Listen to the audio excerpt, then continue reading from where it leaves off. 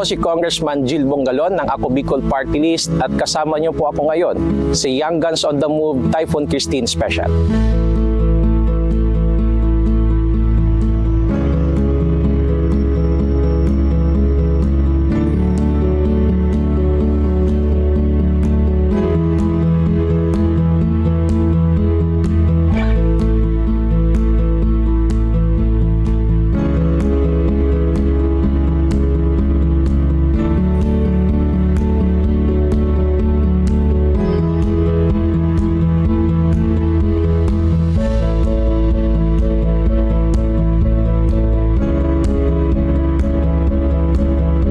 Taga-Barangay Buhatan, yaong kita digdi para sa sarong relief operations. Hatod po ni Congressman Attorney Jill Bongalon, sa tabang man po ni House Speaker Martin Romualdez, asin kan Ako Bicol Party List, and of course in coordination with the local government unit of Santo Domingo Albay, headed by Mayor June Aguas. Yaw man po digdi si Kagawad Lyra Gregorio, palakpakan tatabi.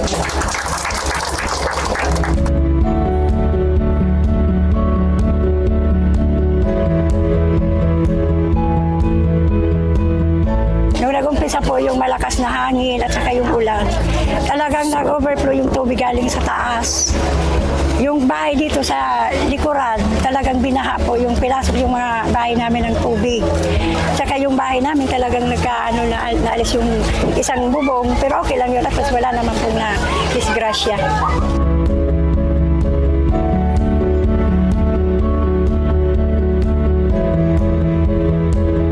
Dahil na po ako magpaparahaloy, taram ko mainit na we just want to distribute these relief goods. Ano po? So sa Indo, ini po tabi karagdagang pangkonsumo nindo. Igwadigdiki kape kung pwede pakihoron, pakidit-diton, tangani day pagparenerbyoson. Ayo? So sa Giraray, good morning and have a blessed Sunday po sa Gabos.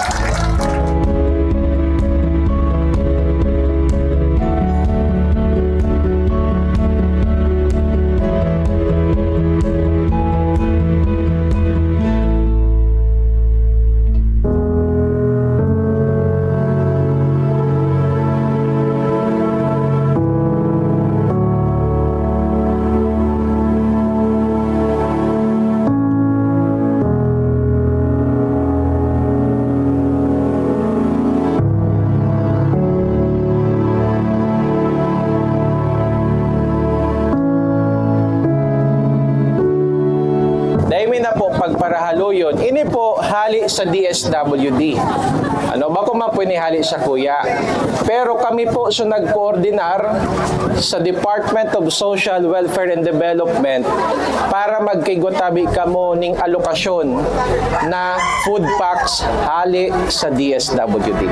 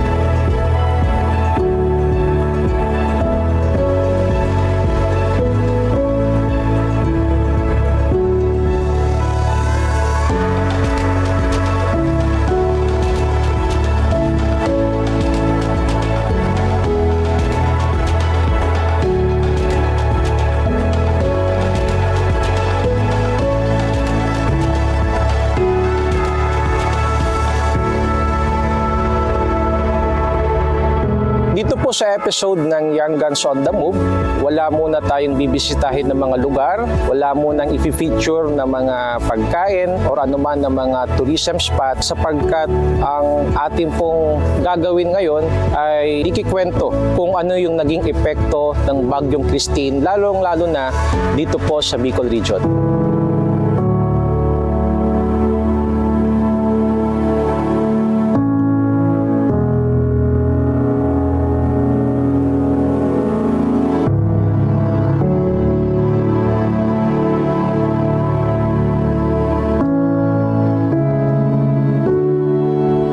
As early as October 23 of 2024, ang opisina po ni House Speaker Martin Romualdez sa pakikipag-ugnayan sa opisina ng Ako Bicol Party List ay patuloy po ang koordinasyon upang magsagawa ng mga relief operations dito po sa Kabicolan. Ang opisina po ni House Speaker Martin Romualdez facilitated the request of 390 million pesos in cash assistance to be distributed po sa 22 district representatives, kasama na rin po ang mga party list representatives sa Kabicolan, Calabarzon, Mimaropa at Eastern Visayas. Sa kabuuan, 411 million pesos ang naibigay na agarang asistensya pinansyal para po sa ating mga kababayan, at dito po ipinapakita ang mabilisang aksyon at agarang pagresponde ng ating pong House of Representatives sa pamumuno po ni House Speaker Martin Romualdez.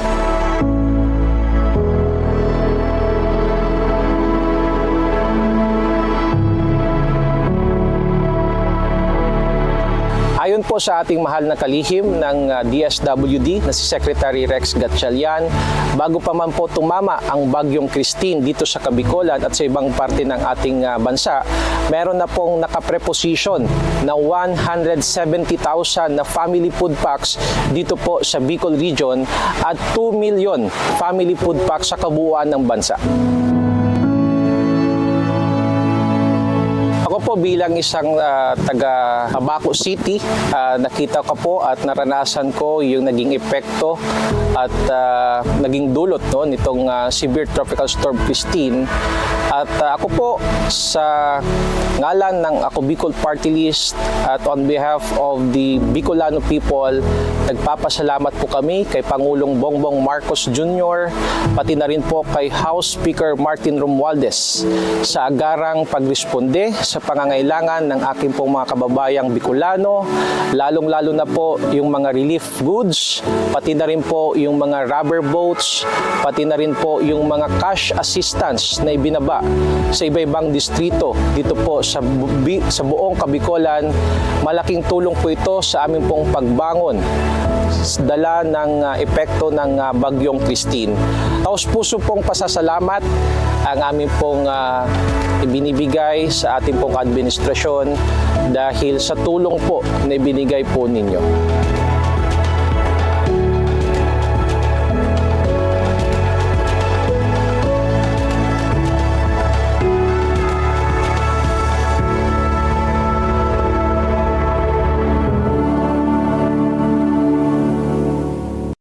Alam naman nating lahat na tubig is life.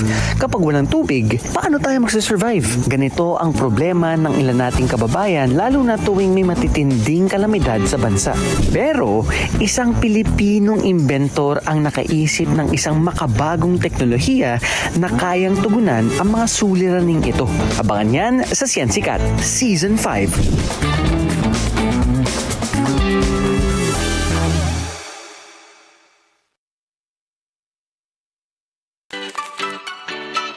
Good vibes ba kamo? Sagot namin ang umaga ninyo. Mula sa balitaan, makakakwentuhan natin ngayong umaga. bagong kaalaman, Hoping for the success. hanggang sa Unli Chikahan. Kasama ang RSP Morning Barkada. Rise and Shine Pilipinas. Lunes hanggang Biyernes, alas 6 ng umaga. Dito lang sa PTV. PTV Consumer Watch. Bantay presyo sa gasolina.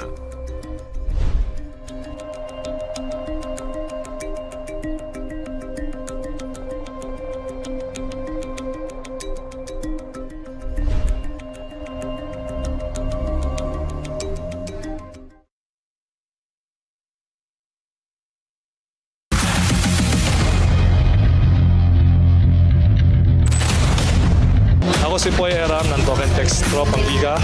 Abangan ang PTV Sports Network. Malapit na.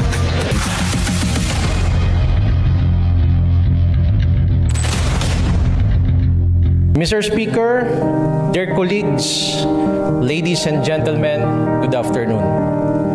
I rise today with a heavy heart, but with a spirit of resilience to speak on the recent devastation brought upon by Typhoon Kristine in the Bicol region few weeks ago. The winds of this typhoon were fierce and the volume of rain are relentless, but the strength of our people, as always, remain unshaken. On October 21 to 25, 2024, severe tropical storm Kristine brought torrential rains and violent winds triggering flash floods and landslides in most parts of the country, with the Bicol region bearing the brunt. Kristine dumped more than 2 months' worth of rainfall in the region in just 24 hours, causing an unprecedented disaster that trapped thousands of residents in floodwaters and lahar flow, paralyzed the region's main thoroughfares that isolated communities for days, and damaged or destroyed several roads and bridges. Typhoon Kristine came with such force, leaving in its wake damaged homes, flooded fields, and displaced families. It tested not just our infrastructure, but the very core of our communities. Barangays across the provinces of Albay, Sorsogon, and Camarines Sur were among the hardest hit, with thousands of families forced to leave behind everything they hold dear. The typhoon has been a harsh reminder of the vulnerability of our region, a region that has seen its fair share of natural calamities, yet has never wavered in its will to recover.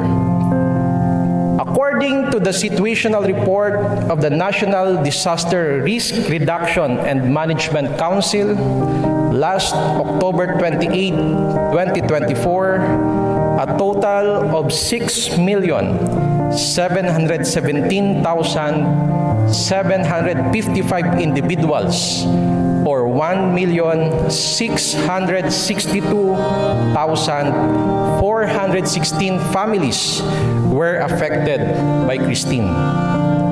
As of October 30 of 2024, a total of 145 people were reportedly killed due to the storm, 46 of which are in the Bicol region. Meanwhile, 115 people were injured and 37 people were still reportedly missing.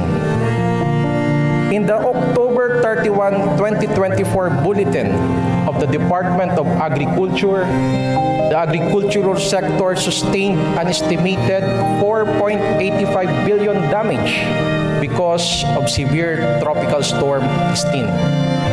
As of October 28, 2024, the Department of Agriculture Region 5 Bicol has reported more than 2.1 billion in initial damage to the agricultural sector, broken down per province as follows. Province of Camarines Sur, 1.27 billion. Province of Albay, 403 million. Masbate Province, 264 million. Camarines Norte, 226 million. Province of Sorsogon, 108 million. And the province of Catanduanes, 70.98 million. Mr. Speaker, many farmers and fishermen were likewise severely affected by Typhoon Kristine. According According to the Office of Civil Defense Bicol, the estimated infrastructure damage amounted to 855 million. This included damage to covered courts, multi-purpose buildings, bridges, public markets, schools, evacuation centers, health facilities, and roads. Although compared to the previous years, the number of typhoons that have hit the country has decreased. We have been experiencing unprecedented wind speeds and rainfalls with devastating impacts across the country that is attributable to climate change. While we acknowledge, but certainly not, glorify the notion of Filipino resiliency during these times, we are being called to step up and help our constituents not only to recover from the devastation brought about by Kristine, but more importantly, to reassess how we can change and improve our existing policies and processes so that Bicol region and other parts of the country can be more prepared for similar occurrences in the future. But amid this storm, Mr. Speaker, we saw once again the Filipino spirit of bayanihan, that spirited force that brings us together in times of crisis. I stand before you today to share not only the struggles, but also the stories of hope that have emerged from this devastation. First, let me extend our deepest gratitude to our Speaker, the Honorable Ferdinand Martin Romualdez, for his swift response and assistance in bringing the much-needed relief packs to thousands of families affected by Typhoon Kristine. Aside from the relief goods, the Office of the Honorable House Speaker, in coordination with the Office of the Honorable Elizaldico of Ako Bicol Party List, responded in bringing the provision of rubber boats, blankets, modular tents, outboard motors, and other water rescue equipment. With this, his leadership and compassion have been a beacon of hope for our kababayans, and for that, we are very thankful. His actions demonstrate that in times of adversity, we can rely on each other to bring about the support and aid our people deserve. I would also like to express my sincere gratitude to His Excellency President Ferdinand Bongbong Marcos Jr. for his swift and compassionate response in the wake of Typhoon Kristine. Aside from his orders to immediately respond to the needs of our people, the President's directive to the Energy Regulatory Commission leading to the suspension of electricity disconnections and the implementation of flexible payment schemes in affected areas has brought much needed relief to thousands of families across the Bicol region and other calamity-stricken areas. This decisive action underscores his commitment to easing the burdens on our kababayans as they work towards recovery, and we are deeply grateful for his leadership and support during this difficult time. Maraming salamat po, Mr. President. Thank you for your unwavering dedication to the welfare of the Filipino people. Lastly, amidst the turmoil, Mr. Speaker, and equally as important, let me also wholeheartedly acknowledge the tireless work of our local government units, first responders, private sectors, national government, non-government organizations, and volunteers who braved the elements to ensure that help was delivered to the most vulnerable. Their dedication has made it clear that the heart of our Bicolano communities beats stronger than any typhoon. Nevertheless, as we continue to rebuild from the devastation of Typhoon Kristine, there is hope on the horizon in the form of the Ligtas Pinoy Centers Act, a landmark bill that is expected to be signed into law by President Marcos Jr. soon. This legislation, championed by our Speaker, aims to establish a network of permanent storm-resilient evacuation centers across the country.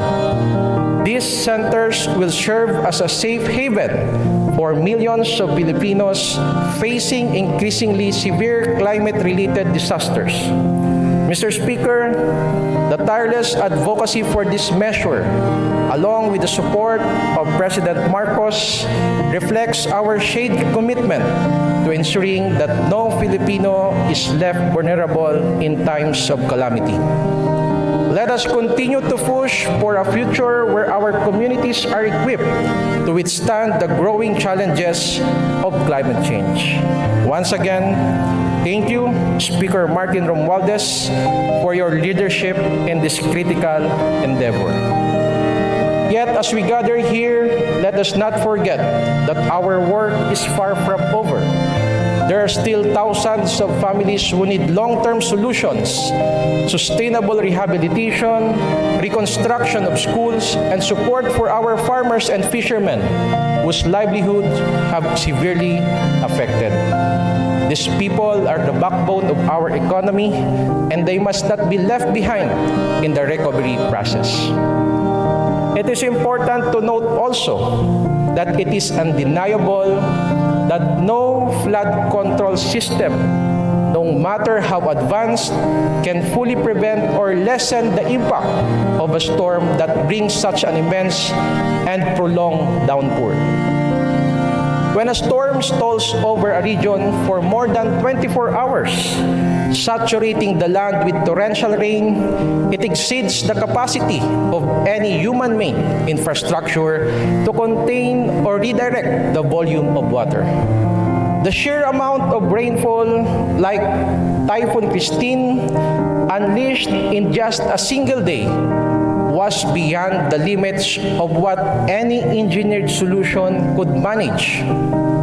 This reality highlights the need for broader disaster preparedness, including early warning systems, resilient community planning, and climate change mitigation efforts to safeguard our people in the face of increasingly severe weather events. Unfortunately and admittedly, severe tropical storm Kristine, which caused unprecedented violent weather conditions over the Bicol region and other parts of the country, have exposed critical gaps in disaster preparedness and response system. In line with this, I would like to invite the attention of my colleagues to consider the pending bills. It is high time to prioritize the passage of the following bills that will certainly supplement and strengthen the existing policies or processes of both the national and local government in our country. House Bill number 08350 and House Bill number 10422, an act amending certain provisions of Republic Act number 10121 to strengthen the Philippine Disaster Risk Reduction and Management System.